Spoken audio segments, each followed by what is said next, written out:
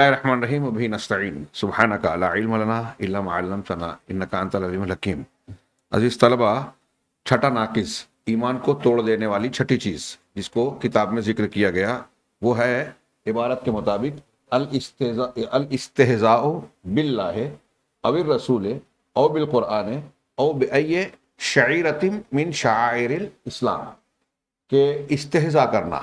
استہزاء یہ لفظ اردو میں بھی استعمال ہوتا ہے، کسی چیز کا ٹھٹھا مذاق اڑانا۔ ہاں، مذاق اڑانے میں جس چیز کا مذاق اڑایا جاتا ہے ایک طریقے سے اس کی تحقیر، اس کی بے عزتی ہوتی ہے۔ ہاں، اس کو گھٹا کے بتایا جاتا ہے۔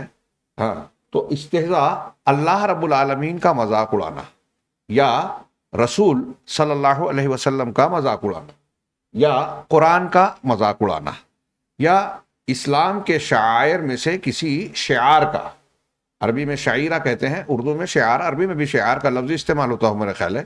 ہاں، تو شعار کہتے ہیں علامت، نشانی، یعنی یہ چیز جب اختیار کی جاتی ہے کوئی چیز علامت کے طور پہ، مطلب وہ چیز اس کو پہچان دیتی ہے۔ ہاں، جیسے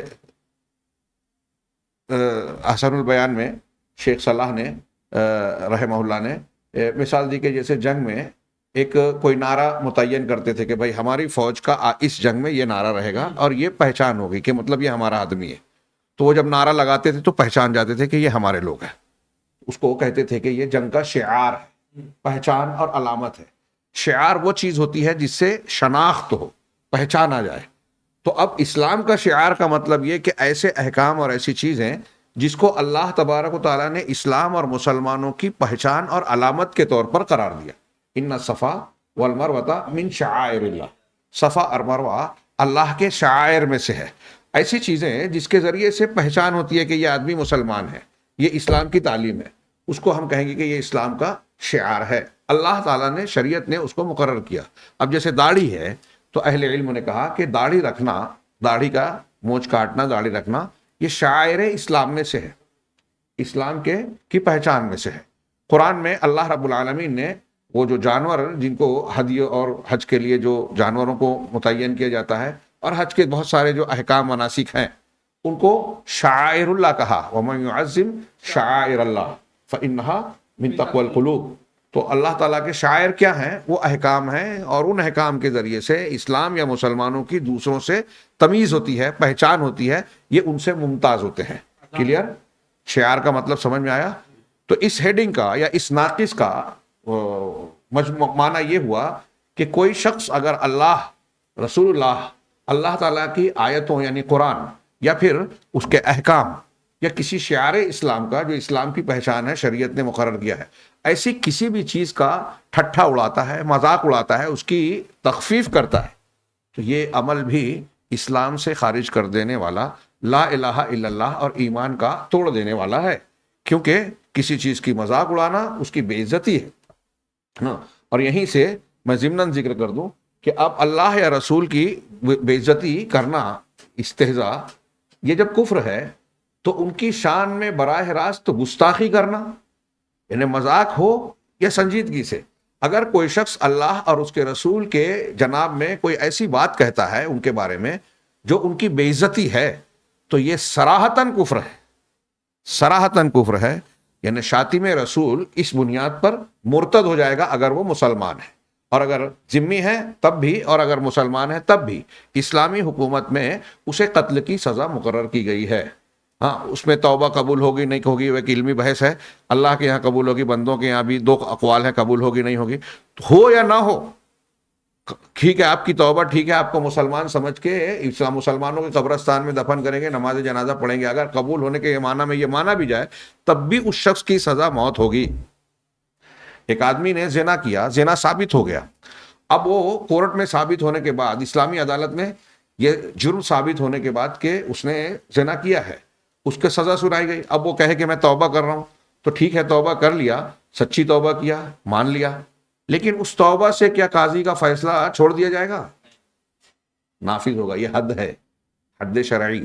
تو ایسے ہی شیخ الاسلام علامہ ابن تیمیہ اور بہت سارے علماء نے کہا کہ گستاخ رسول، اللہ کی شان میں گستاخی کرنے والا، رسول کی شان میں گستاخی کرنے والا، بعض لوگوں نے اس میں فرق کیا ہے. تو رسول کی گستاخی کرنے والا شخص جو ہے وہ چاہے توبہ کر لے اس کی سزا موت ہے. اللہ کے رسول صلی اللہ علیہ وسلم کی دو حیثیت ہے. ایک تو آپ ایک انسان ہیں، انسانی اعتبار سے ایک حق مقام رکھتے ہیں، اور ایک آپ یہ کہ آپ رسول ہیں شرعی اعتبار سے. اللہ کے رسول ہیں، پیغمبر ہیں، سچے رسول، اور ساری انسانوں کے لیے بھیجے گئے ہیں. تو ان دونوں حیثیتوں کو جب ملا کر دیکھیں تو ایک شخص کا کسی عام انسان کو برا بھلا کہنا، بے عزتی کرنا، گستاخی کرنا، اور رسول کی شان میں گستاخی کرنا، دونوں میں زمین و آسمان کا فرق ہے.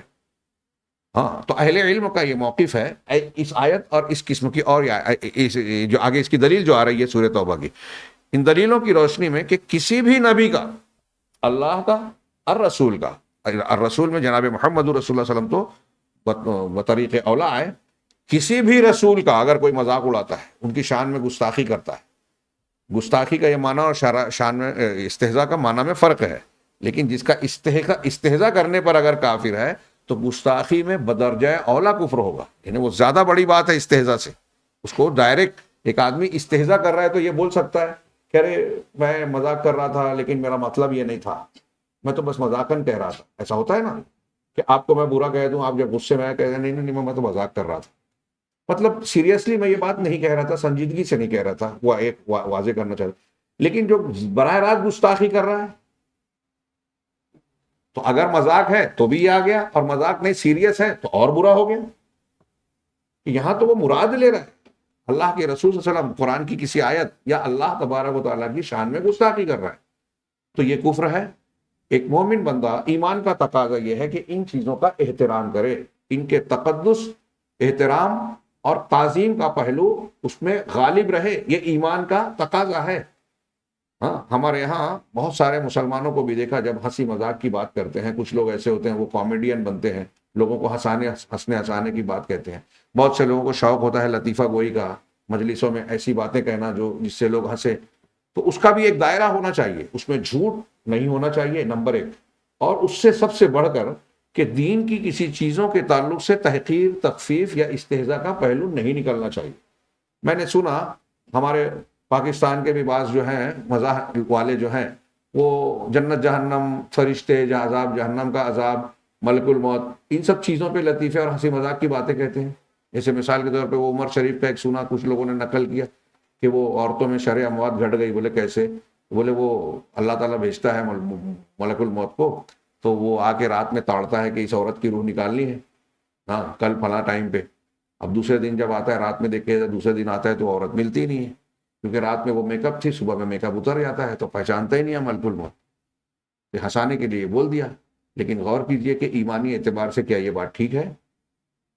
ایک فرشتے سے یہ غلطی ہو جائے گی، اور یہ غلطی چلو اگر اس طرح کی غلطی ہو رہی ہے تو اس کا مطلب یہ کہ ایک طرف اللہ کا فیصلہ ہو رہا ہے کہ اس ٹائم اس کی موت ہونی ہے اور اس وجہ سے موت نہیں ہو رہی ہے، تو فرشتے کو دھوکہ دے دیا اس عورت نے، یا کوئی دے سکتا ہے؟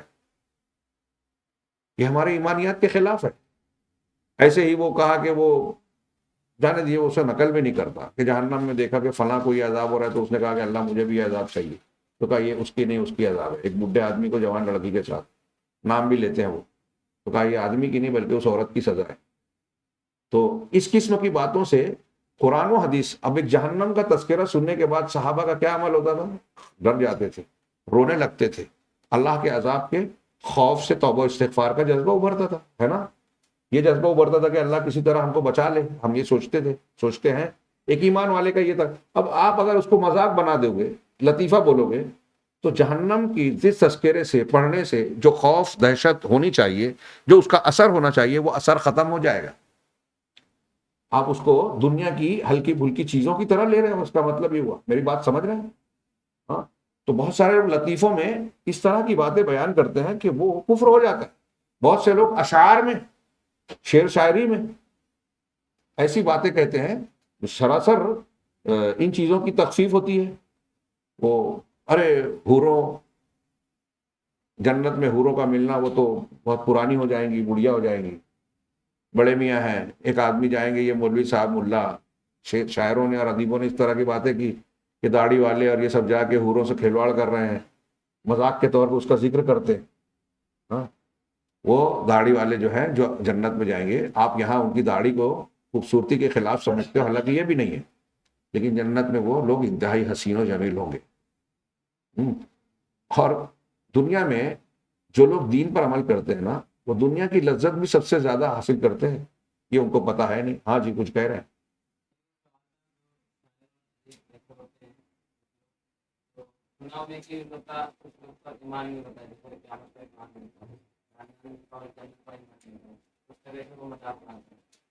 جو کافر ہے وہ تو کافر ہی ہے. میں اس کی بات کر رہا ہوں جو اپنے آپ کو مسلمان کہہ کے ایسی باتیں کہتے ہیں. کافر پہ تو بحث ہی نہیں ہے.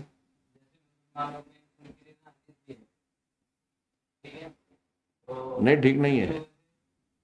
منکرین حدیث ہے تو مسلمان کا ہے. جو حدیثوں کا انکار کرتا ہے مسلمان نہیں ہے.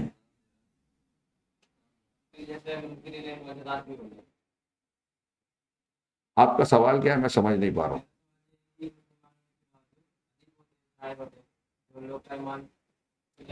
اسی کی بحث کر رہے ہیں نا. ایک آدمی اپنے آپ کو مسلمان کہہ رہا ہے اور اس قسم کی چیزوں میں سے کسی چیز کا مذاق اڑاتا ہے جو قرآن و حدیث سے ثابت ہے، کافر ہو جائے گا. جو آلریڈی کافر ہے ہی اس کی بحث نہیں ہے، وہ تو کافر ہے ہی. اسلام کو توڑ دینے والی بحث کر رہے ہیں نا ہم. ایک آدمی مسلمان ہے، کون سے عمل سے اس کا اسلام مسلمان ہونا بگڑ جائے گا، ضائع ہو جائے گا. ہماری بحث یہ ہے،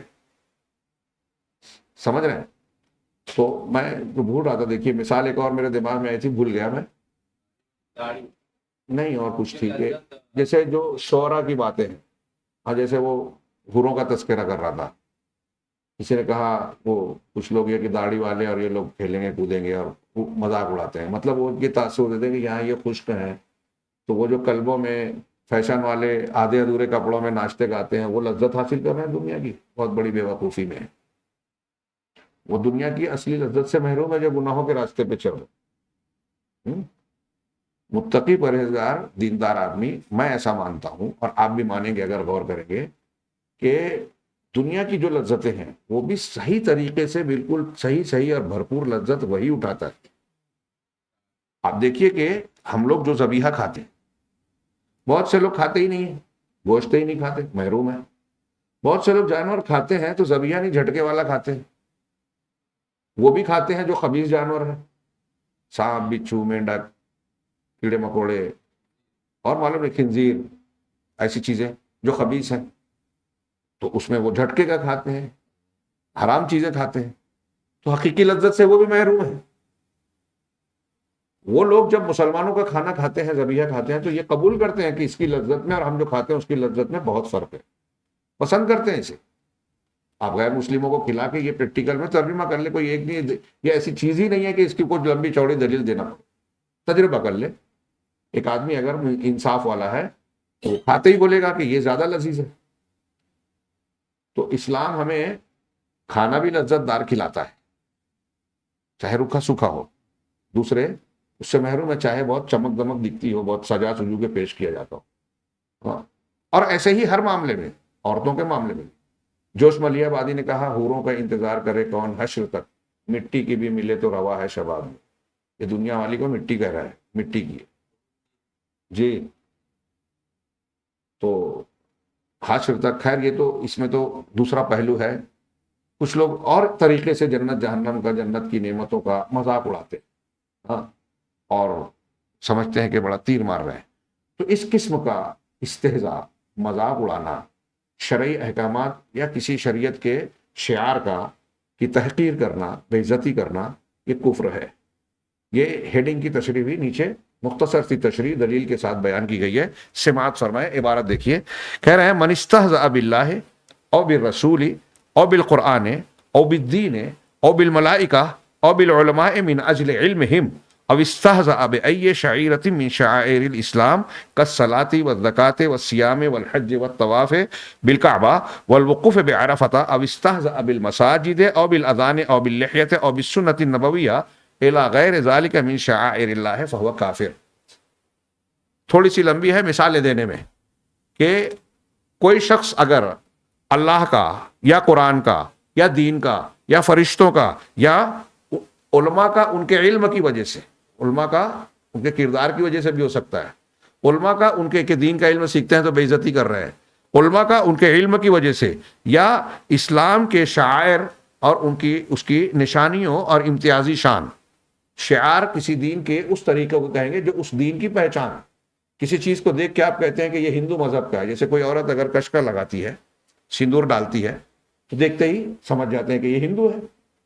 کوئی شخص اگر صلیب گلے میں لٹکائے ہوئے تو دیکھتے ہی معلوم ہو جاتا ہے کہ یہ نصرانی ہے، عیسائی ہے. ہاں، کوئی وہ مخصوص چھوٹی سی ٹوپی پہنتا ہے تو سمجھ جاتے ہیں کہ یہ یہودی ہے.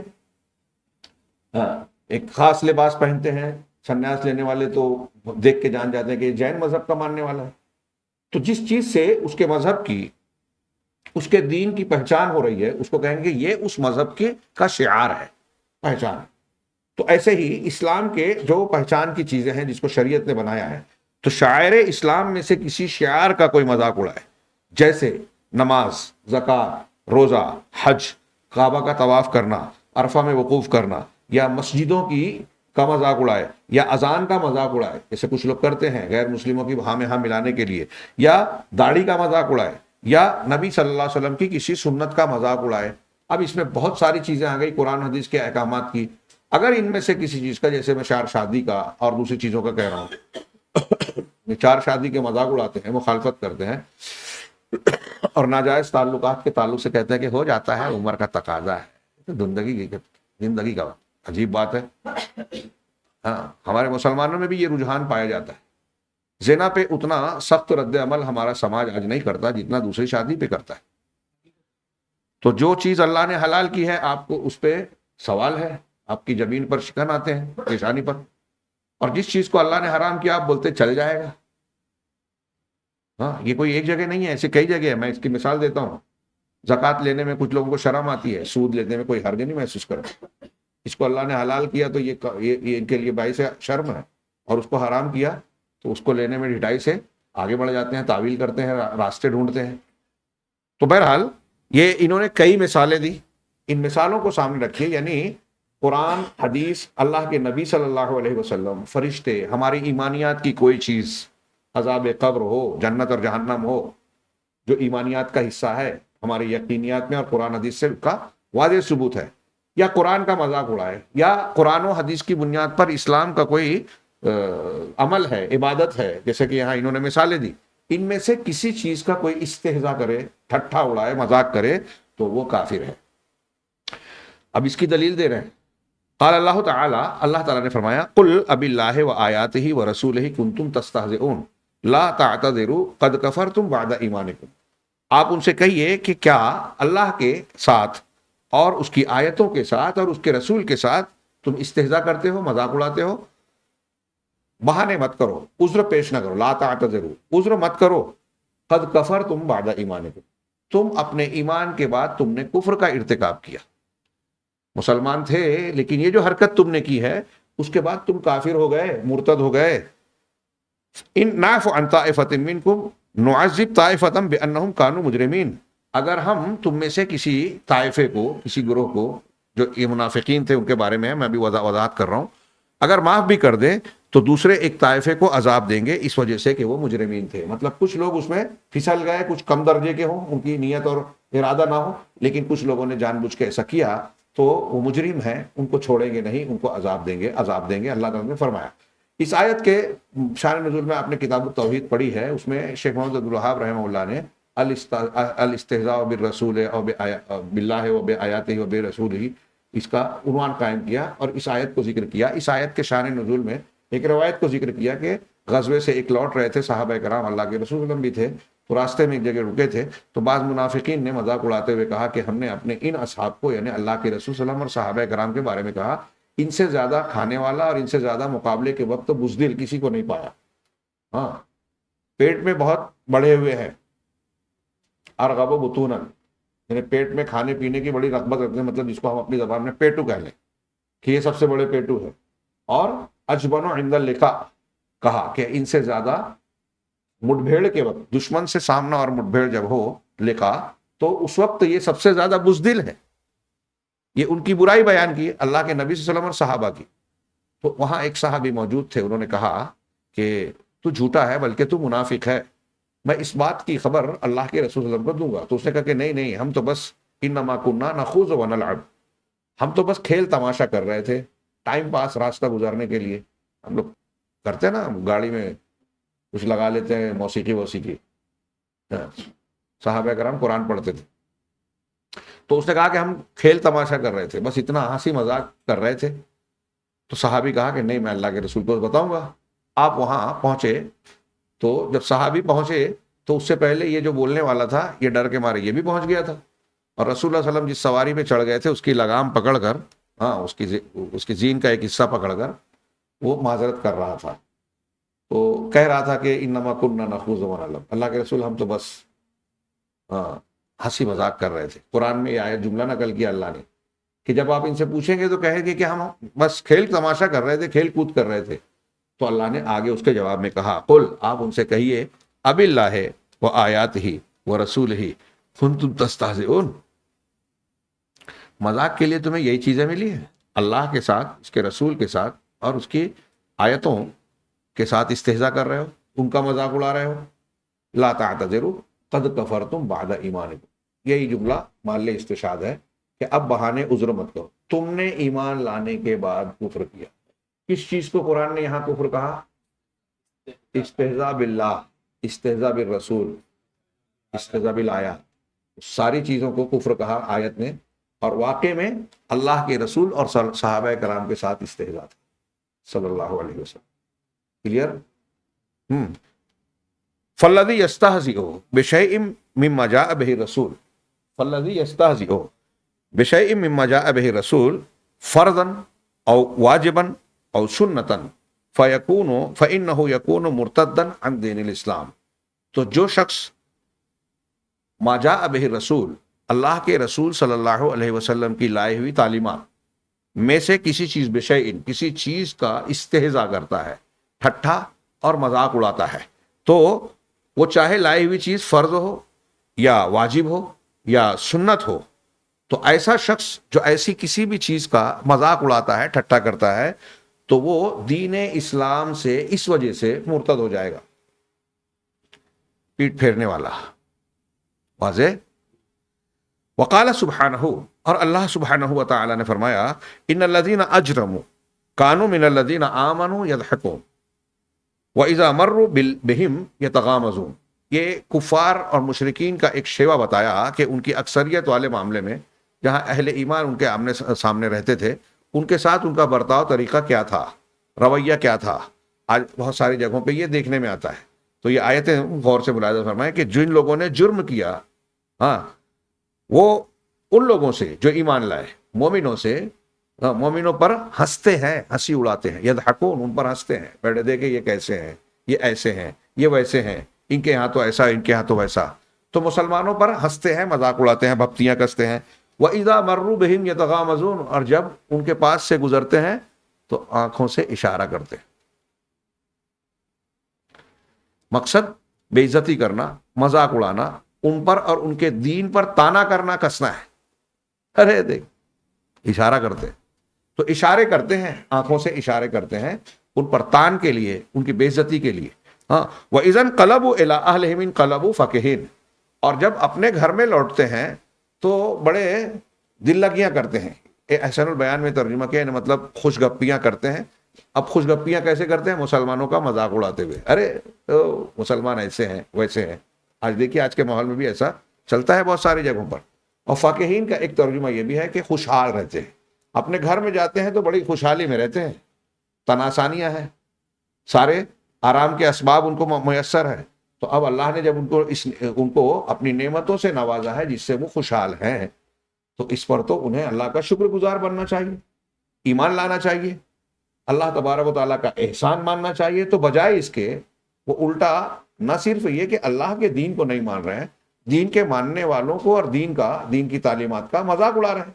ہاں, وَإِذَا رَأَوْهُمْ قَالُوا إِنَّ هَؤُلَاءِ لَضَالُّونَ, اور جب ان کو دیکھتے مسلمانوں کو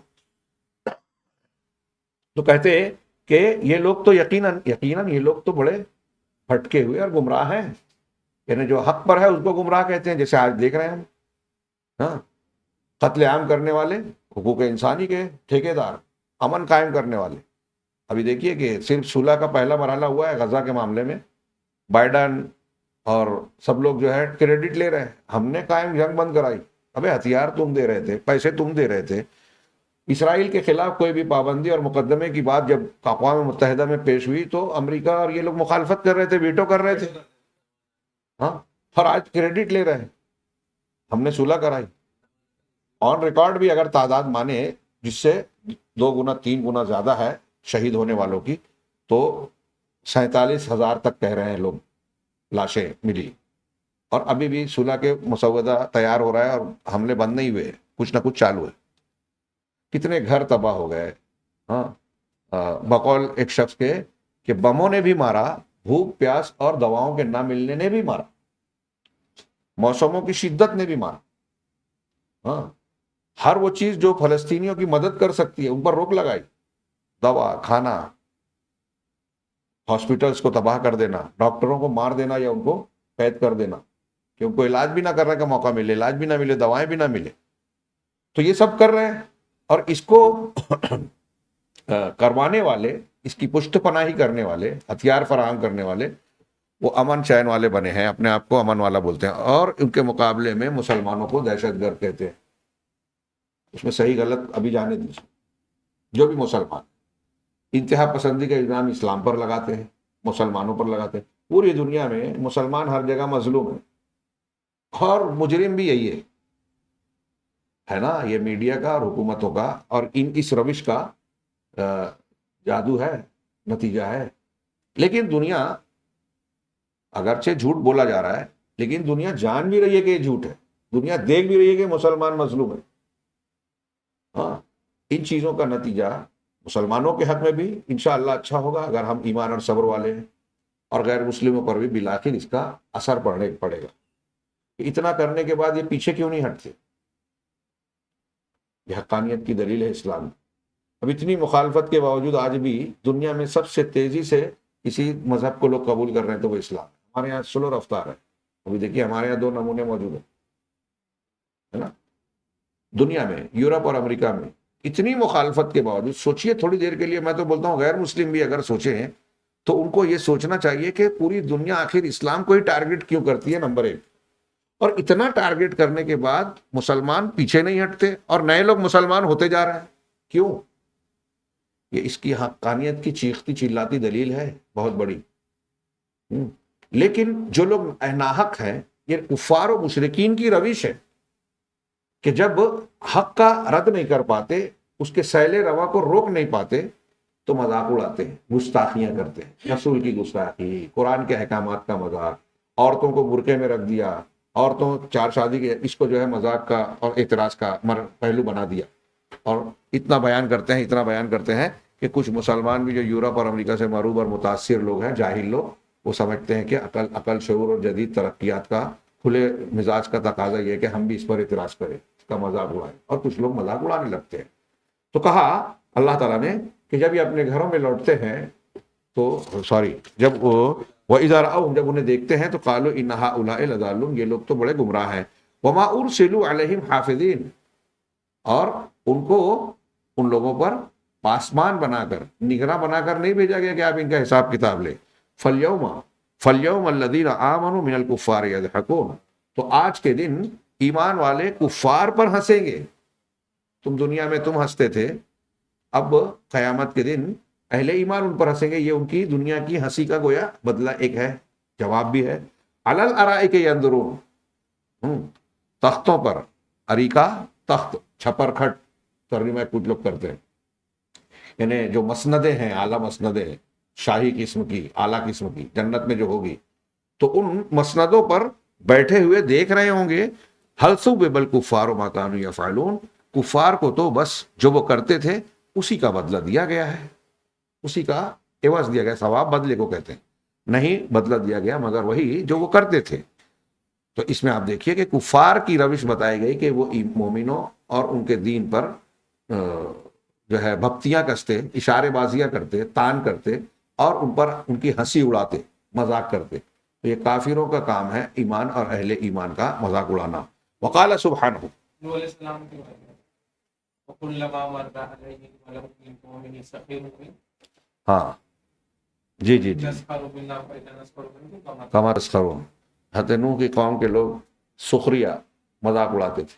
تو حضرت نوح کا قول نقل کیا اللہ نے کہ جس طرح تم آج ہمارا مذاق اڑا رہے ہو ہم بھی تم پر ہنسیں گے قیامت کے دن.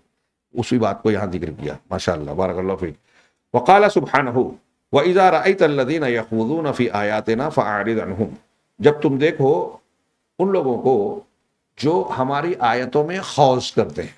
ترجمہ کیا آپ کے احسن البیان میں عیب لگاتے ہیں، یعنی اس میں کیڑے نکالتے ہیں، اس کے اندر چھ میں گوئیاں کرتے ہیں، ارے اس میں تو یہ ہے اس میں تو وہ ہے.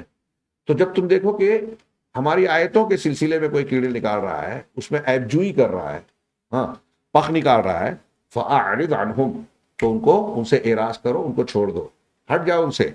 حَتَّى يَخُوضُوا فِي حَدِيثٍ غَيْرِهِ، یہاں تک کہ وہ کسی اور بات میں شریک ہو جائیں، شامل ہو جائیں.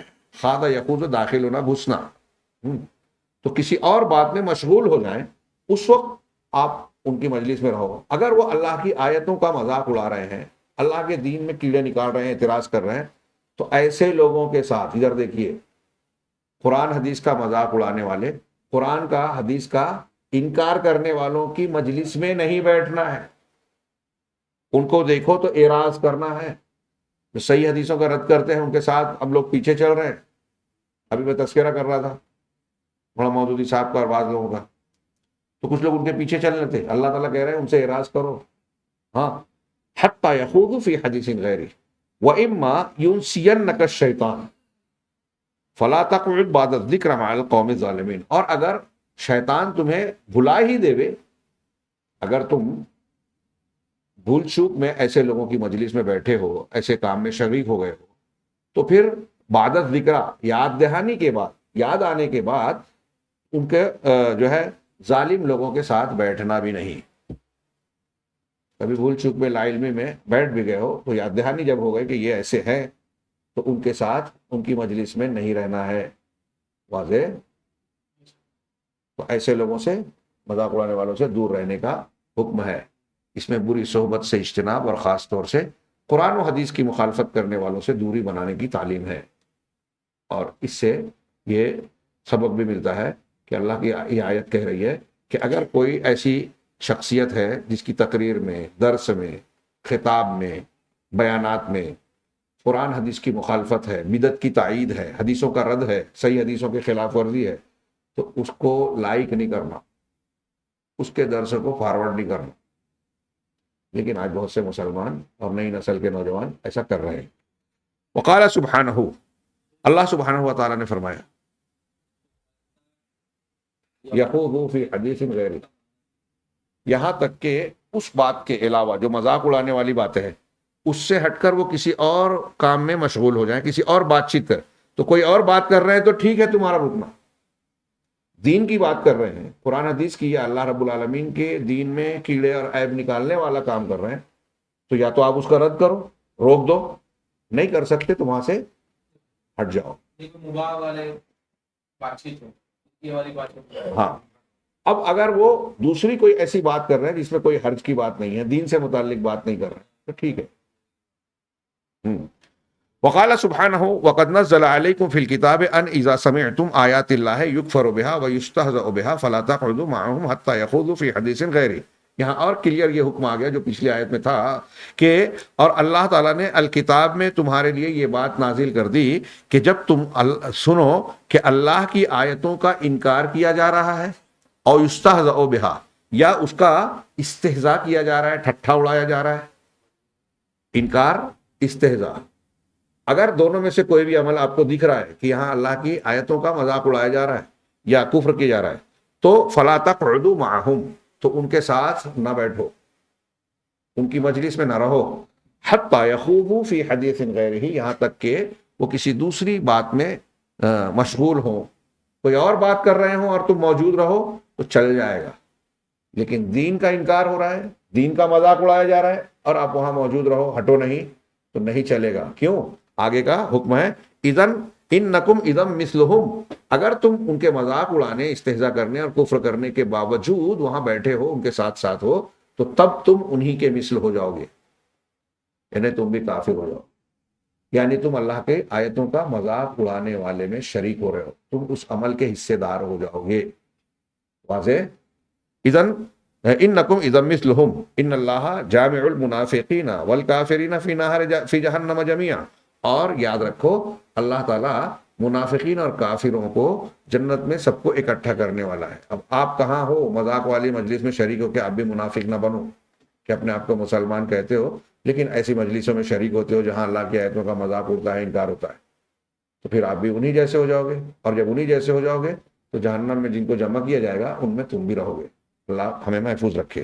وقال سبحانہ ومن يعظم حرمات اللہ فهو خیر له عند ربہ، اور جو شخص اللہ کی حرمتوں کی تعظیم کرتا ہے، اللہ کی حرمت یعنی جن چیزوں کو اللہ تبارک و تعالیٰ نے حرمت والا بنایا ہے، یہ سورہ حج کی آیت ہے، اور اس میں ارکان مناسک حج کو اللہ کی حرمات کہا گیا، یعنی وہ چیزیں جس کو اللہ تبارک و تعالیٰ نے محترم بنایا ہے۔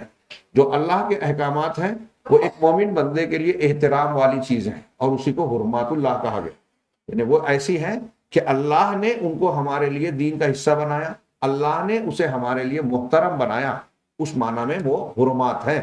اللہ تعالیٰ کی حرمات کی جو تعظیم کرے گا تو یہ اس کے پروردگار کے نزدیک زیادہ بہتر ہے۔ اور ایک آیت دو آیت کے بعد اسی سورہ حج میں یہ بھی کہا وَمَن يُعَظِّمْ شَعَائِرَ اللَّهِ، آخری آیت کتاب میں، وَمَن يُعَظِّمْ شَعَائِرَ اللَّهِ فَإِنَّهَا مِن تَقْوَى الْقُلُوبِ، جو اللہ کے شعائر، اللہ کی نشانیوں کی تعظیم کرتا ہے تو یہ دل کی پرہیزگاری، دل کے تقوی کا حصہ ہے۔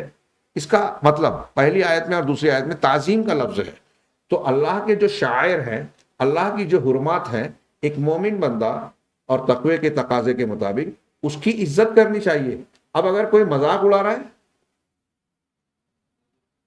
تو مذاق اڑانا کیا ہے؟ تعظیم کے خلاف ہے۔ ہمیں حکم ہے کہ ہم تعظیم کریں اور ہم الٹا مذاق اڑا رہے ہیں، اس کا مطلب ہم اللہ کے اس حکم کی صریح خلاف ورزی کر رہے ہیں۔ اور جب ہم یا کوئی شخص اللہ کے دین کی چیزوں کا مذاق اڑاتا ہے تو وہ گویا دوسروں کو اللہ کے دین سے دور کرتا ہے، برگشتہ کرتا ہے، یعنی وہ یہ سمجھ رہا ہے کہ دین کی یہ چیزیں قابل استہزاء ہے۔ تو ایک سچا مومن کبھی بھی اللہ، رسول، قرآن، اس کی آیتوں اور دین کے احکامات کا مذاق نہیں اڑائے گا۔ ہاں، شعر شاعری ہو، ادبی کوئی مضمون نگاری ہو، لطیفہ ہو، کہیں بھی ایسی کوئی بات نہیں کہے گا یا اس کو سننا پسند نہیں کرے گا، برداشت نہیں کرے گا جس میں دین، اللہ یا رسول کی توہین ہو، ان کے ساتھ استہزاء والا، تحقیر والا کوئی پہلو نظر آتا ہو۔ کیوں؟ کیونکہ استہزاء کو آیتوں میں کفر کہا گیا اور تعظیم کو ایمان اور تقوی کا تقاضا کہا گیا۔ ان چیزوں کی، حرمات اللہ اور شعائر اللہ کی تعظیم کرنا ہے، تو تعظیم یہ ہے کہ ہم اس کو مقدس مانیں، محترم مانیں۔ اور ایک آدمی جب مذاق اڑا رہا ہے تو وہ محترم نہیں مان رہا ہے، اس کی کھلی اڑا رہا ہے، اس کی بے عزتی کر رہا ہے۔ تو مذاق جس کا اڑاتے ہیں نا، کہتے ہیں اس کا بے عزتی ہو رہی ہے۔ سمجھ میں آ رہا ہے؟ آپ دنیا میں آپ کہیں اپنے آپ کو کسی جگہ بہت باعزت سمجھتے ہیں اور ہیں، اور کوئی آپ کو چار لوگوں کے سامنے ایسی بات کہے جس سے آپ کو محسوس ہو کہ میرا مذاق اڑ رہا ہے اور تو میری بے عزتی ہو رہی ہے، وہ برا لگتا ہے۔ تو ایک عام انسان جس طرح بے عزتی محسوس کرتا ہے استہزاء سے کئی مرتبہ، ہاں، تو ظاہر سی بات ہے کہ دین اور اللہ اور رسول کی بے عزتی کرنا تو کفر کی بات ہوگی۔ اللہ تعالی ہمیں دین کے تقاضوں کو سمجھنے کی توفیق دے اور ایمان کے تقاضوں کو پورا کرنے، ایمان کے منافی اور ناقص چیزوں سے بچنے کی توفیق دے۔ السلام علیکم۔